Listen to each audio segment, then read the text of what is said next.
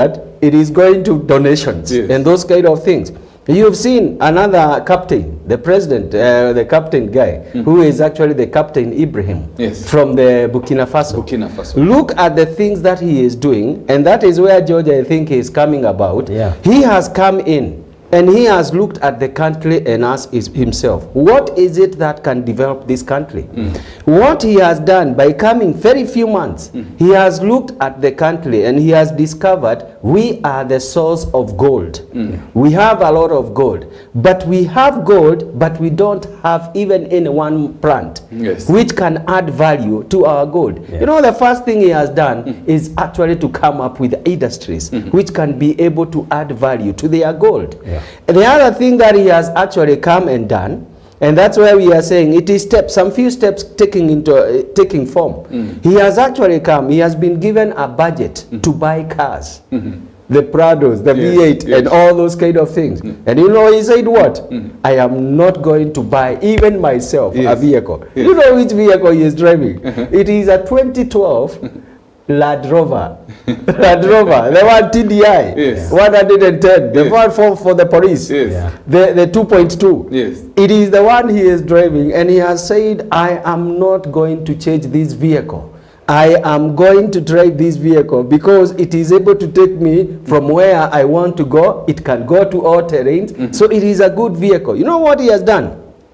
Even in terms of the people in the government, they were to be bought vehicles, but he said this is not a priority, and I think that's where George is coming into. And he is saying this is not a priority. What he has done, he has bought 400 tractors.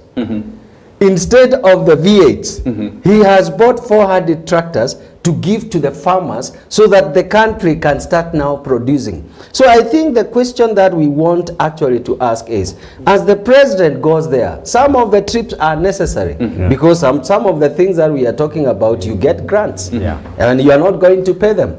Also, other people want to develop your country without telling you. There is quite some interest. You know, we say politics is interest. It's all about interest. It's about interest. And probably some of the people who are going there, well, when I looked at the US trip, some of the people who are in that trip are very business people. People who will go there and make deals. You know, business contract between the American businessmen and Kenyan businessmen. And it's something that happens where a president travels and in his entourage, he takes along business people. So because it's the business people who are able to enter into agreements with the business people from this side of the earth and basically come up with contracts that will be mutually beneficial. So if we start capping him now, remember where we are coming from. You're looking at an economy where the Kenya shilling to the dollar was 160. Yes. We are now doing 100. We are now doing 130. Meaning there is something good that is happening that is changing the look of the economy. Fred, you know, Fred, there is nothing wrong with the president traveling because there are instances where you need a presidential appearance to be able to effect some of the decisions that we have. Look at the late great President Magufuli. You know, for 6 years he never left Africa. He never left Africa and only left his country 5 times. He came to Kenya, went to Rwanda, went to Namibia, and I think one of the 2 other South African countries in 6 years. Never left the country. He cut the budget of foreign affairs in terms of travel by almost 80%. All local gatherings where a president, which do not necessarily need a president, they had a new policy, foreign affairs policy, where ambassadors became the economic ambassadors, representatives of the country in their countries. So that they say, for example, in Kenya we have 61 embassies. You know, the diplomatic missions. So they would be allowed around 60 ambassadors. So in terms of foreign direct investments, they gave each ambassador a target. That for you, your target is that if the UK High Commission in the UK, our target is $100 million. So that from 60 embassies and the partners that we need in terms of trade and other valuable contacts, is then we will be able to know that we're able to generate $6 billion a year in terms of foreign direct investment. And then they are aligned to specific sectors. Say that we want this X amount of money. That's what the Kenya Development Corporation does. It attracts investments, but then with specific sectors in mind, so that this is the money that is going to agribusiness, is what is going to mining in areas that are profitable. And he was able for 6 years to cut down the cost of running government. He was able to cut down the cost of doing business with the foreigners. And he was able to deal with the cartels that were in sectors that were benefiting. Look at what he did in mining. And he went to one of those big companies, Acacia, that was actually purportedly mining minerals from what they call Tanzanite, but they were not doing it locally. So they would come and the only thing they would airlift is soil. So he was telling them, why are you so passionate about our soil and paying very few? Because it means it's unprocessed. What you call, even here in Kakamega, we call it alluvial gold. You have people in Kolomani, just next to Sigalagala Polytechnic, who go into holes and what they're digging is just basically sand in the eyes of the locals. But there are characters who know what is the weight of a single carat, what you call an ounce in gold, it's called an ounce, and the value that it costs is about, they pay the miners there in our home country about 2,000 shillings or 3,000 shillings, but then they're selling it at 6,000, 7,000 and above, you understand? So when Magufuli saw that he had to restructure the mineral sector there against the wishes of cartels and other foreign entities that had come to there for very many years, and then changed even the format of how mining is done, such that nobody can come into that country and mine independently. The key miner of the state of Tanzania is the government of Tanzania. So it is the main miner. And then now you bring in your technical expertise, Fred brings his finance, and then you say, okay, we've now generated $1 billion.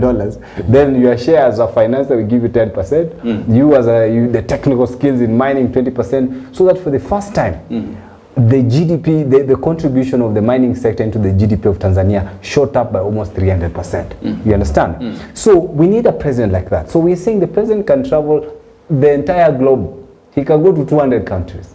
But as he does so, then whatever he gets, he puts our people into priority. Because, Fred, the people here as Kenyans here are regular. But how do we know they are not a priority? Fred, where is the money?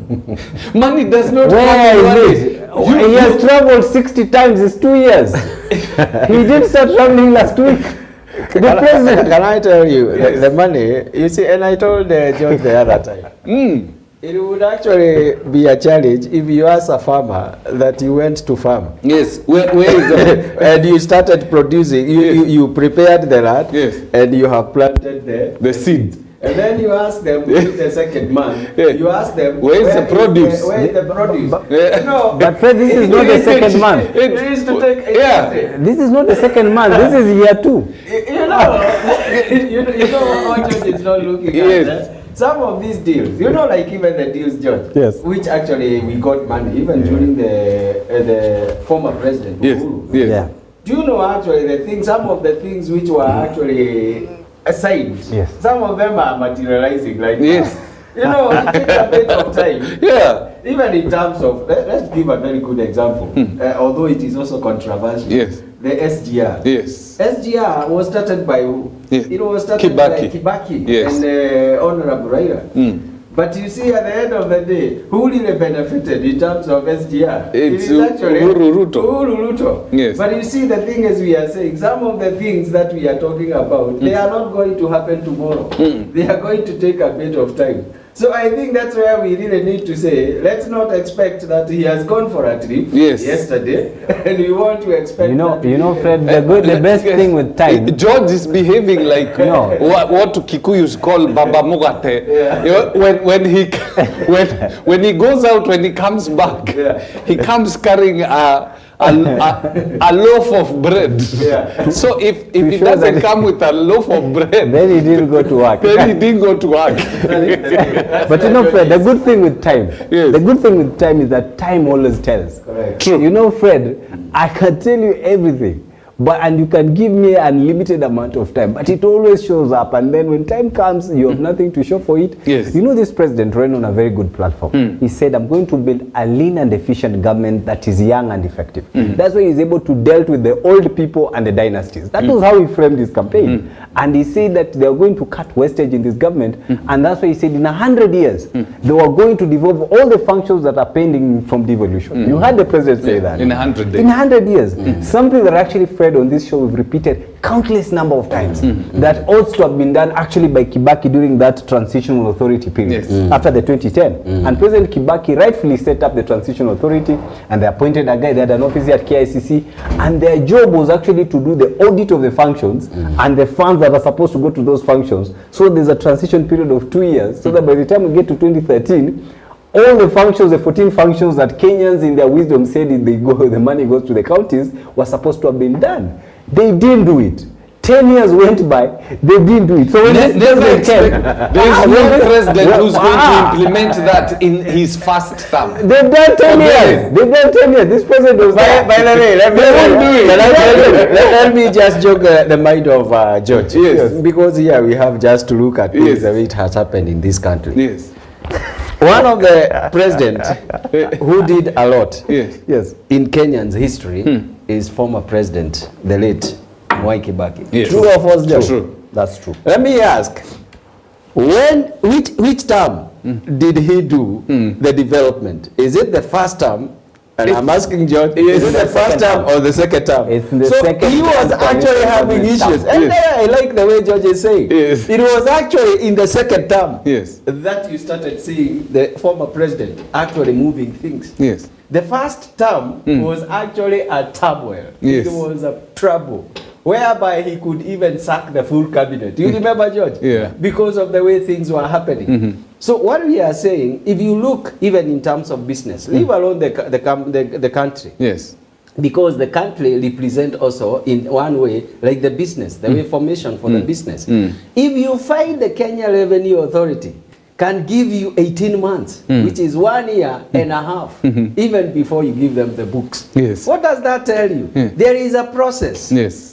And this process, within, like even the Kenya Revenue Authority knows, within the first, second year, there is nothing much we are really going to keep on pursuing Fred on. Yes. And this is the same with the government. Right now, we may actually say, like even our president, he has been in politics and he has learned the ropes in the government. I can tell you, being at the head is not just being like just being an MP or being a deputy president. It is actually a process whereby he is going to learn quite a number of things. Yes. Some of the things, and I like what George is saying, they said about 100 days. Yes. You know what? You know what happens? If, for example, we go to the 3 field years now. and Halabe Star and Gor Mahia, they are on the field and they are praying. Do you know the people who will pray more? It's actually the people who are out here. The spectators.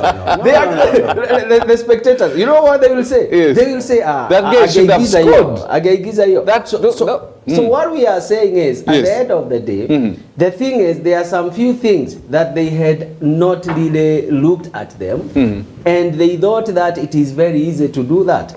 But when they get to the government, and it's now a they start different ball running game. it, they realize it is a different ball game. And that is the time they start respecting even the former president. And they will say, even him, he did something. But before then, they would just keep on talking anything. And that happens to everyone. So George, now as a result of the geopolitics that are playing, maybe we can touch this a little bit. I've seen President William Ruto is being regarded as a blue-eyed boy for the U.S. government. For the white people. No, for the U.S. government. Now, the Chinese have now offered that they actually, it's a grant. They are saying they are going to do the Foreign Affairs headquarters in Kenya. Foreign Affairs headquarters. Now, because the U.S. and, as you say, the Western nations are looking at Kenya as a very critical partner within this region. Foreign Affairs. There's a fish that is smelling in there. A big one. Yes. You know, and it's what I was just alluding to earlier on, that even as the president travels and makes all these deals, what we need to ask as Kenyans then, what is in it for them? You understand? Because and you hear there's billions from this particular way, from the Western countries, and then obviously you're saying that these offers are coming from the East. They're going to build this foreign affairs center, obviously to make Kenya as a key diplomatic destination. And it's understandable because of the nature and the nature of the region and the role that the country plays within the region. You understand that besides Kenya and Tanzania, Kenya and Tanzania are the only two countries that have been politically stable since independence. All the others have been at war. In Uganda, that guy came in via a coup and he has never left. So it's a military government. They've never left. Yes. And the same in Rwanda and Somalia and Ethiopia, they are fighting every day. You know, there's a military operation in northern Ethiopia, in the Tigray region there. And so when you look at the countries around Kenya, around the East African community, then Kenya becomes the best ally in terms of where you can, that is open to operations that can be able to stabilize this country. So you'd understand where that would happen. Also, when you look at personal interest, you know the beauty of the Eastern countries is this, Fred. When you look at the kind of partnerships that we've had with those Eastern countries, China, Japan, and the countries that come from the East, is that me and you can walk around this town and see their input. We can walk and see the expressways, see the bypasses, see the airports, the SGR. China has directly benefited the people of Kenya, and they give grants with very minimum requirements. Very minimum requirements, by the way. But you see, when you get the Western countries, they come in with their own personal interest. They say, okay, we'll give you 10 billion shillings, but allow us to bomb Somalia. You understand? And those kind of things. So it gives you a very, because one of the deals that this president has signed about the security operation in the coast is that they're going to turn Manda Bay into a military base, where the Americans are going to build a military-style airport that is going to be probably bigger than JKIA. When I look at the kind of formation they're talking, 4 kilometers, JKIA, by the way, has the largest runway in the country, which is about 4.2 kilometers in terms of length. So what they're going to build in Manda Bay, considering that the Americans take seriously their work, is that it might be the best, probably a much better airport than even what we have in Nairobi, JKIA. You've had the troubles that we've had with JKIA, leaking roofs and drainage and swamps. So you can imagine what they're doing that. So you'd think, why would they not, if they have the funds and they want us to do, this country to do, why wouldn't that program, if you're building an airport worth 30-40 billion shillings, that would give an airstrip to every single county in this country. True or false, Fred? Not true. But it's not to the interest of the Americans to give you airstrips in your counties. That's supposed to be a government thing. It's a government thing, but it needs funding. And part of the funding is what you're talking about, the global funding. That's what I'm saying. To answer your question, is that why are they interested, the Chinese are interested in doing a foreign center here, is that then it's because they have their own personal interest as well. So as they do so, then we as Kenyans who are taxpayers here, then we need to ask ourselves, at what is in it for them? That's the question I'm asking them. If you can look at it's called the Batuk. Yeah. Yes. Kenya has given the UK grounds for their officers to train. Yeah. It is these officers there that literally cause the economy of that region to rotate. Okay. So by allowing the US to have its base there, you can be very sure there's going to be a lot of activity and the economy of that area is going to be impacted. If the Chinese do the foreign affairs headquarters in Kenya, the same thing that was said about the African Union headquarters is going to be said, because they bagged it. They put a lot of bugs there so that they were listening into every conversation that was going on. Yeah. And Fred, then why are they so enthusiastic right now to do that not just do the agriculture one? Fred, I'll give you an example. David, maybe around 2006, 2007 there. Just in the normal course of us doing business, because we're doing our branding and advertising business, we went to the old Safaricom house, which used to be at the Westlands roundabout. Yes. That was where they used to be. Yeah. And we had gone there to pitch a product to the big farm. We were young men and we were trying to sell. And the project was supposed to actually be a reality show, a reality TV show. And maybe around 20 episodes, we needed a budget of 10 million at that time. It was a lot of money. And so when we went into the boardroom and gave this very fantastic presentation, and at that particular time, the CFO for Safaricom was a guy called Les Bailey, those who know finance. And Les Bailey, while all the other people were talking and engaging us and trying to like the idea, the concept, he was just quiet watching what is happening.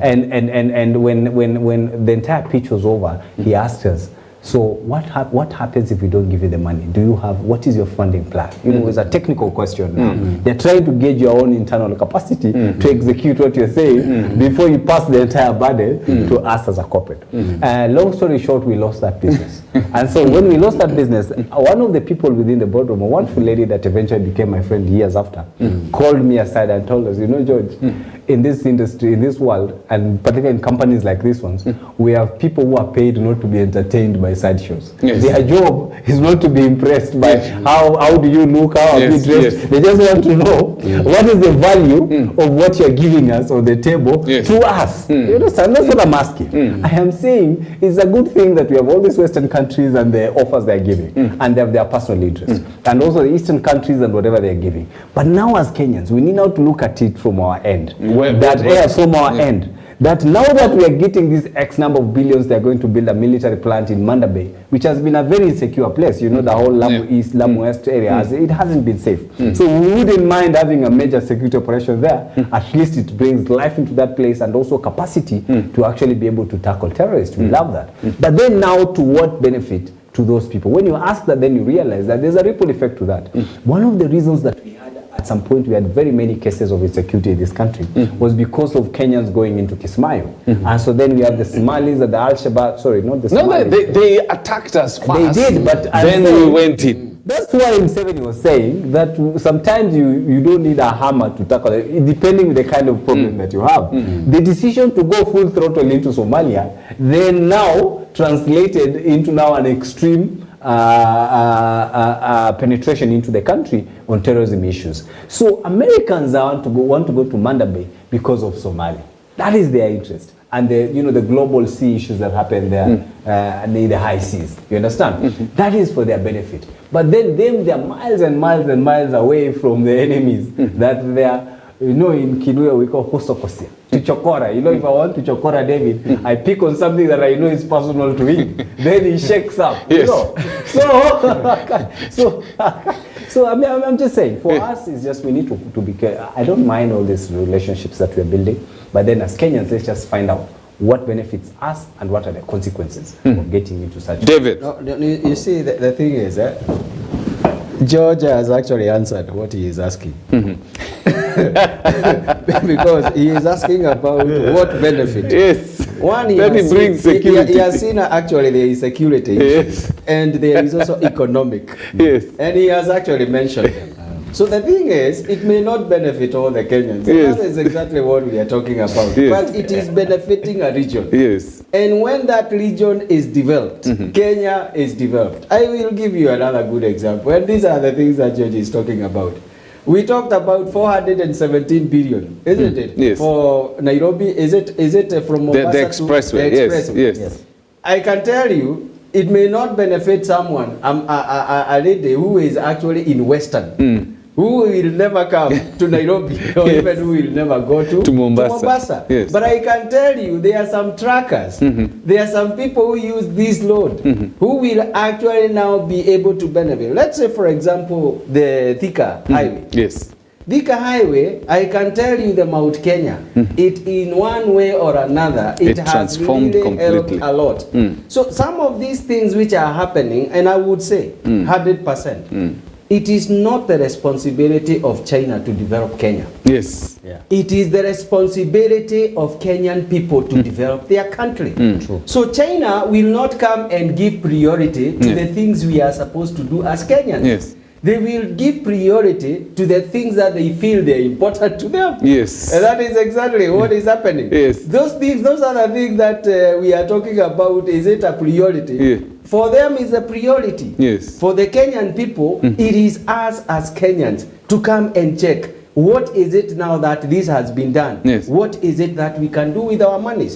So for these guys, they are doing the right thing as their top priority. Yes, it's their interest, national interest. Yes. But the challenge is Kenyans and the leadership of Kenya. Is it doing the things which are priority to the Kenyan people? Because you see, let me say, after 2027, nobody will actually say, what did US do? Yes. What did China do? True. everybody will ask, what did this government do? And we will either take them back or we will throw them out because of them not doing what was their priority. So I think the mistake which is here and where we are failing, it is us failing as Kenyan people. We are failing as Kenyan people because there are things that we are supposed to be doing which we are not doing. And I can tell you, managing an organization as well as a country is not a simple affair. And I will tell you right now, let me ask a question. And George has actually talked about the company I wanted to talk about, Safaricom. Why is it that Safaricom will always keep on advertising? Do you know what is the marketing budget for Safaricom? Let us ask a question. How many players are in that telecom? There's so many. So what is happening is that Safaricom, at the moment, it is at the lead. But you'll find that it doesn't want to sleep. And it wants to invest this money. Many people may actually look and say, Safaricom is wasting money. Why? It is wasting money because their competitors are way below. Yes. But let me tell you, the more you are actually thinking that you are at the top, it is very easy for you to come down. True. So there are some things that we are saying, there are some expenditures which are important, and we must really be able to look at what is important expenditure, even for this country. And when we are able to justify that this is important because of where we are going, that one we can be able to accommodate it. The only thing that we are saying is, US, it doesn't have the total responsibility. It actually doesn't have the responsibility. It is only in terms of the image. Yes. It is only in terms of making sure that, you know, by the way, their interest. Now, in fact, it's just interest. The interest. Yes. Do you know, Americans, they care a lot about one of their person. One of their person who is in this country is very important. In fact, you may find them even coming to war because one of their person has been attacked. And you see, that is their interest. They want to ensure that sometimes they even put sanctions. They say, no, not going to Kenya. Why? It is because they care about their people. So their peace and security in this country is important. And that's why you'll find that they will not do what is actually in the manifesto of Kenya Kwanza. They will do what really touches on them. And if the security is one of the things that touches on them, if, for example, in fact, when there is war in Somalia, some of the people who are actually coming in and actually giving support in terms of the war and such things, it's America. So what they are saying is, if we can be able to strategically be here, it will be easier for us to operate than when we are several miles away. So those are some of their considerations and interests and many others. And they will actually put them as the priority, not what Kenyans are supposed to do with agriculture. Now, talking about interest, let's bring in some of the local interest now. Because if you notice in the course of the week, Farouk Kibet, who now this one, you forget even Oscar Sudi. Farouk Kibet, when he speaks, you clearly tell who the master is and what the master is saying. And Farouk Kibet has led a group of politicians to criticize Gachagua. And now the former Prime Minister Raila Odinga has actually come to the aid of the deputy president. So interests here, just the same way as the US and the Chinese interests are playing. It is now rather obvious the president is behind the attack on Gachagua. David. Now, let me tell you, this whole thing, even we said, many people have been saying there is no trouble. But there is trouble, very big trouble. In fact, even the wife to the deputy president, another day said, Kendra, pray for my husband. Because for us, we see him as the deputy president. But for her, she sees her as my husband. My sweetheart. And so, she knows the stress is going through. That is the thing. So she understands what is happening. And right now, what has happened, the whole of this thing, what happened to the deputy president is because he found that he was not having an easy way. He had to become relevant and to see. And that's why he has now started saying, whichever way you talk about me, politics is local. Yes. You know, he may say so many things, yes. but I have to solidify my base. I know I am supposed to be a national figure, but here at the national, there is a trouble which is boiling. So do I sit where the trouble is and nobody wants me, or do I actually go to my region and see what is the aid that is aiding my region? So he looked at the numbers, and we said the other time that you get actually someone in Northeastern is getting 100,000 a child, and then you go to Kiambu, they are getting 3,000. So actually, in terms of him, he says there is no equality in terms of those children and the children of Kiambu. And he sees that, and that's where now he is actually, and we say there, before, it is actually in terms of how do they sell that one man, one vote, 1 shilling. Because he realized that is one of the trouble. And if it sells in Mount Kenya, he is going now to be safe. And people will, because we talked about politics, it's interest, people will be interested with him. Yes. Right now, they are not interested with him because they feel as if they can be able to do some other calculations. And we said the last time that some of the calculations which are being done, and it is not a lie, some of the calculations which are being done is actually many people want to run away from Mount Kenya. And they do not want Mount Kenya to get back into power again. Yes. And this is why even Gachagua says, if we are not united, I am seeing darkness. And that is the darkness he is talking about. Because you see, the president will look at, where do I get numbers? If I don't get numbers from Mount Kenya, where else do I get? And then you find that they will go to Western, they will go to Mombasa, and all those kind of things, and they are able to garner numbers. So one of the things that actually is happening right now, the Azimio team, do you know Limuru 3? Who are the people who are behind Limuru 3? It's Azimio. It's Azimio. And Uhuru Kenyatta, the former president, has always been in Azimio. And therefore, that's why you heard that he is funding and all those kind of things. And because now they can see that the deputy president is a man under siege, what do? They support the man. What do they do in supporting the man? They are making the government not to be stable. Making the division even wider and wider. Correct. Yeah. And that is now where you realize that politics keep on changing. Who really knew that the former president Uhuru can actually shake hands with the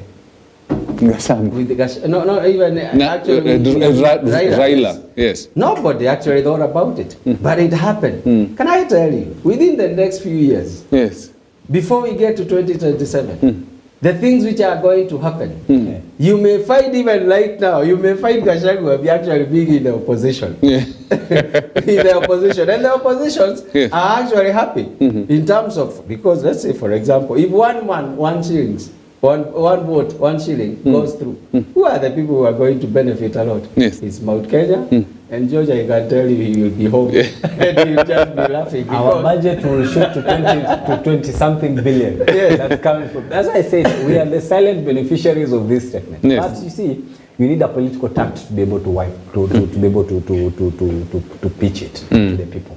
Because one of the biggest debate that has been against the 1 man 1 shilling vote in a county like Kakamega or the Western region, which has millions and millions of people, has been, they were saying, and I was yesterday in some place, with some friends, and we were just looking at, these are people from ODM, and we were sitting with them, and then we were looking at the Rao's statement at Davadi's, at the Orange House. And then we just analyzing the impact that it has. And we were all in agreement that 1 man 1 shilling, actually for those of us, if you are to be selfish, it benefits us. Because we have 2.6 million people now residing in Kakamega County. That means everybody, not necessarily Luias. The people there who live there and are not necessarily Luias. But they are human beings. So when you do your census, they are captured into it. 2.6 million residents, it means it's the largest native county in the country. Because Nairobi, Nakuru, and Kiambu are not native. Because they're very cosmopolitan. So it outrightly benefits us. In fact, Nairobi and Kiambu, Kakamega and Kiambu would be the second largest beneficiaries after Nairobi. So we wouldn't mind, Fred, passing this thing called 1 man 1 shilling. And it was one of the motivators of when the bill came into the county assembly in our region. Remember, our regions were the first ones to pass the BBI bill.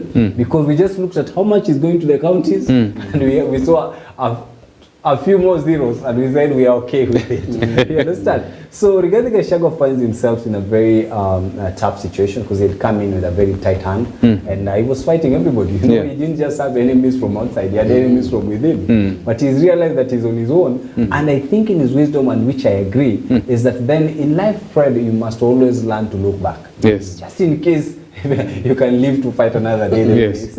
And I think he's been able to understand that quite early. And when you look at what he said this week, he said something about, he didn't just talk about 1 man, 1 shilling. He talked also about the demolitions. Yes. And he said why the voters are the bosses. And that if you don't listen to the ground, I don't know if Freddie had he said if you don't listen to the ground, then you're going to be in trouble. Because that is where President Uhuru Kenyatta was. Because there were demolitions somewhere in Karibangi where people were thrown out of houses.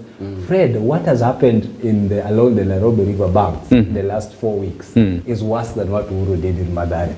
I have seen, I was in South P, and just looking across the areas where they've been evicting people, buildings worth millions and millions of shillings being taken down. You can't even count. There is property worth billions of shillings. And in the mind of Gachagua, these are our people's property, which sometimes they say is a vague story, because you need to understand that everybody owns something in this town. And I've always tried to fight that kind of analogy. If you go into this CBD, Fred, just right from bus station there, you'll find Kisses selling a lot of mbogas and groceries and things like that. If you go into Kirinyaga Road, you'll find there mechanics. The whole of Kirinyaga Road from Grogan to this other side, these are people from the West. If you go into Kikomba, which I'm very familiar with, the wood products and those who are doing furniture there are Westerners. So we are all interested in the affairs of this town, and we wouldn't want anybody to be profiled as not being productive in this town. But the deputy president was very clear. He was saying, when I look at how people's properties are being destroyed, and you know this is a deputy president, he's saying people's properties are being destroyed by government. And it's very inhuman that these people are not listening to the ground. It means himself he has listened to the ground, and I think he has realized there's now an opening here for me to be able to align with my people in a language they understand. And 1 man, 1 shilling, 1 vote has been a very, very passionate issue in the central region. He then realizes this is something I can hang on to try and coerce people back into unity. And he's been able to profile those he believes are against the region. That's why he's saying those young men can only speak against this community from outside. So he was telling them not to be talking from Western. You come back here and talk about it. Exactly, because he's read the mood. Now, from Raila Odinga's side, and those of us who are in opposition, and Prof. David has put it correctly, is that politics is about interest. It will be our joy to see the division. You know, I watched when President Biden won his election, when he was going, the members of Congress were being sworn in, and then there was that in Kasarani, the attack on the Capitol Hill, the debate that followed. One of the hardcore Republican senators senators of the U.S. in the House was saying in his admission that while he's a Republican, he doesn't agree with what the protesters had done. He was saying, I prayed every day to see this president go down. But he's president now. We have to support him. So obviously for Raila Odinga, that is what is interesting in him. Just very quickly, he then realizes that anything that then courts more the central region works in the interest of the opposition. Correct. David? Well, the thing is... Do you ever see this... can we call him a chasm that has developed between Ruto and Gachagua? Do you ever see it being bridged? I can tell you that even if it had the chance, because it had the chance, but very many people are not interested. In fact, the people who are not interested is the government itself and the top leadership. You know, they're not interested in... you see, let me tell you. And George will tell you, he is a political analyst, and he analyzes things very well. One of the legion in this country that this government is determined not to let it go to power is Mount Kenya. True. 100% true. They fear that, and they do not want Mount Kenya. And that's why you are told for 50 years, you are also going, which we are saying for us in Mount Kenya, we really don't care much in terms of whether we are in power or not in power. In fact, sometimes when you are not in power, you benefit more. Yeah, but you see what is happening is the leaders themselves, and they are very few. They are the ones who are worried about who becomes the president. Because they already know, I am the one who will be given the position being a CS. I will be given, how many CS will be given? How many PS will be given? They are very few. So for us, as Mount Kenya, we are looking, and I can tell you, some of the leaders who are fighting, like the deputy president right now in Mount Kenya, they are doing it because of their own interest. It's not for the interest of the, it's not leadership of the people. No. It's leadership of their family and themselves. Yes. So what I can tell you is because they are not really looking at Mount Kenya at large. They will keep on fighting the way they are fighting the battles, but I can assure you, what they will do, and that's why you can see right now. Do you know yesterday when I looked at Honorable Raila when he was making the announcement, did you see the Azimio people? How they were, all of them, they were laughing. You know, it's like they are actually, everybody is smiling. Yes. Why? It is because they already know that they are going to use this. Let me tell you, this now is going to be the other next big battlefront. It is our boogeyman. It is actually now, this actually, you wait for some few weeks. Yes. You will be trying to bring truth, and people will be atakuwa na chokora. The way George was talking about it. Watakuwa na chokora. Let me tell you, Mount Kenya itachokorwa. Unaona kuchokorwa? Itachokorwa into the essence. Wakiona kuna peace, wanaona kuna white smoke, inakuja. Watu wanakuja wanaleta chaos. Watu wanatolewa kwanza so that they start a discussion from the beginning. Actually, there is no interest in bringing the peace. And why there is no interest is because you fight, for example. How can the president and the deputy president be speaking contrary to one another without any care, without any regard? The deputy president goes to Eldoret. Yes. He says that the MPs, they are supposed to first of all to sit at their area. Yes. And not go into other people's areas to say things. Then the president comes. Yes. And he actually now tells people, you have 3 laws. And he says, you are only having 1 law, which is representative in your region. Yes. These others are national. So what we are fighting is, every day, there is a lot of fight. So they were fighting 2 of them. And that's why you asked a question, is, do you think there will be peace? Yes. They were fighting 2 of them and some few people. So it was internal battle. Yes. But you know what? It has been brought to the external. Yes. So there is internal and the external. And I can tell you external is celebrating. Yes. And they will actually make, by no means, try to see that the status quo does not go back to where it was. They will try to disrupt it even more.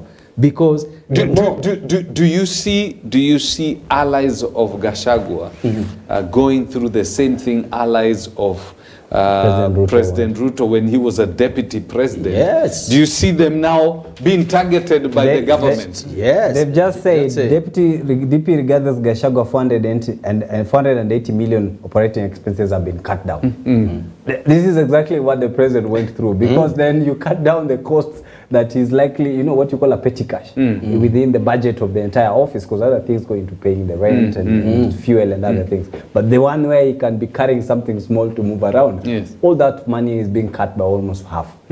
This deputy president has realized, and me I like him because I think he reads the ground. He has read the mood that what his president promised the people in 2020, 2022 did not materialize. The things he said would happen haven't yet happened, and we are halfway. Anybody that is planning to run for any political seat, Fred, by the end of this year should have made his decision. Correct. Because of the amount it takes, particularly for those who are going for higher seats, to be able to traverse this country, Fred, you need not less than 2 years. Anybody that wants to be president. Yes. So if you've not able to achieve any of the policies, the promises you gave by the end of this year, then you are as good as done. And I think the deputy president has read the mood of where we are going, and things have not worked out. So you don't see him on the same ballot paper with Ruto? 2027. We are waiting to see that, yes. But then it is unlikely. It is unlikely. We are waiting. It's one of the most things, and I think that is what is driving him. Yes. Because I can tell you, it is almost like going to be very unlikely. You know why we are saying this? Yes. They want to bring the two deputies, isn't it? Yeah. Yes. What is it that they are doing? When you see like Mudavadi is ready to fold his party, Yeah. what does that tell you? The interest again. Yes. It tells you there are so many calculations which have been done that this man is unlikely to be on that ballot. Yes. When you hear people like Waiguru Yes. go and start now, and Waiguru is going and being told you are equal. Yes. Yeah. President akisema fuata hii, Yeah. unafuata. Yeah. Akisema fanya hivi, Yes. unafanya. Yeah. These are the things which are actually telling us that there is trouble in the office of the deputy president. And therefore, that's why you can see the deputy president has actually said, okay, you think I don't have muscles? Let's go back to my people. If my people are actually going to back me up, then you will come and begging me. That's what he wants. Well, there's a lot of things are happening. Unfortunately, the leadership, as we know it in Kenya, is all about interest. It's all about what I want to achieve, what I want to achieve for myself, instead of what I want to achieve for this country. Maybe it's a good thing that, you know, probably the big communities are kept off power for some period because it's been within these communities. But probably we need to come to a place whereby we think Kenya. We are not thinking Kikuyu, Luo, Luya, Kalenjin. We are thinking, is this good for the country? Is what being done good for the country? Because that's what leadership is all about. You lead people towards achieving a set objective that is good for all of you. It may be painful as you go, but ultimately you get to a point and you say, it's good we took this route. So we need to pray for the leadership of this country in every aspect, both corporate and government, so that we are able to do what needs to